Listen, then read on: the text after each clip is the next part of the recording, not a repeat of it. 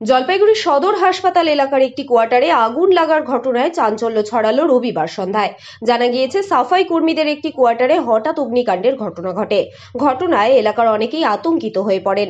স্থানীয়রা আগুন নেভানোর চেষ্টা করলেও সফল হননি। খবর দেওয়া হয় দমকলকে। সঙ্গে সঙ্গে দমকলের একটি ইঞ্জিন এসে আগুন নিয়ন্ত্রণে আনে।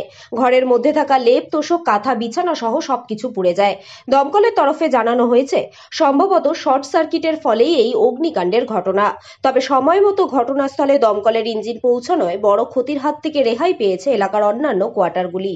কি ঘটনা বলুন তো? আমরা খবর পেয়েছি যে হসপিটালের সামনে, হসপিটালের কোয়ার্টারে ট্রাফিকের পাশে আর কি, দিনবাজার ট্রাফিকের পাশে একটা ইলেকট্রিক শর্ট সার্কিট থেকে আগুন লেগেছে। আচ্ছা, আমরা তৎক্ষণাৎ গাড়ি নিয়ে বেরিয়ে আসি এবং এসে আমরা আগুনটা নিভাই। কি অবস্থা দেখলাম, মানে ঘরে দেখলাম মেনলি যেটা মনে হচ্ছে আমাদের আর কি, ইলেকট্রিক শর্ট সার্কিট থেকেই হবে, কারণ ইলেকট্রিক মিটার বক্স টক্সগুলো পুড়ে গিয়েছে। একটি রুমের মধ্যে ইয়ে হয়েছে, মানে একটি রুমে কি কি ক্ষতি মনে হলো? বিছানা পত্র এসব আর কি, মানে হাউস হোল্ড আর্টিকেলস যেগুলো থাকে। স্যার, ঘিঞ্জি এলাকা কি বলবেন বিষয়টা? তো দেখলেন আপনারা, ঘিঞ্জি এলাকা বলতে এটা তো হসপিটালের কোয়ার্টার, এটা তো আমাদের বলবার কিছু নেই। হসপিটাল অথরিটি আছে, ওনারাই বলতে পারবেন। কাইন্ডলি আপনার নামটা একটু? আমার নাম Gobinda Roy, OC Jalpaiguri fire station. Thank you sir. কি মানে হঠাৎ করে শর্ট সার্কিট হয়েছে এখানে। কোথায়? এই আমাদের 4 নম্বর ঘরটার মধ্যে। এটা কি কোয়ার্টার? এটা কাদের?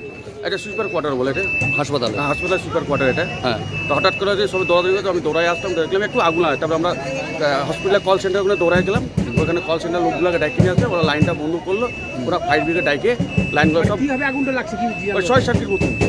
মানে কি একটা রুমের মধ্যেই? মানে একটা রুমে ওই বোর্ডটার মধ্যে ওইটা আগুনটা লাগা হয়। ক্ষয়ক্ষতি কি?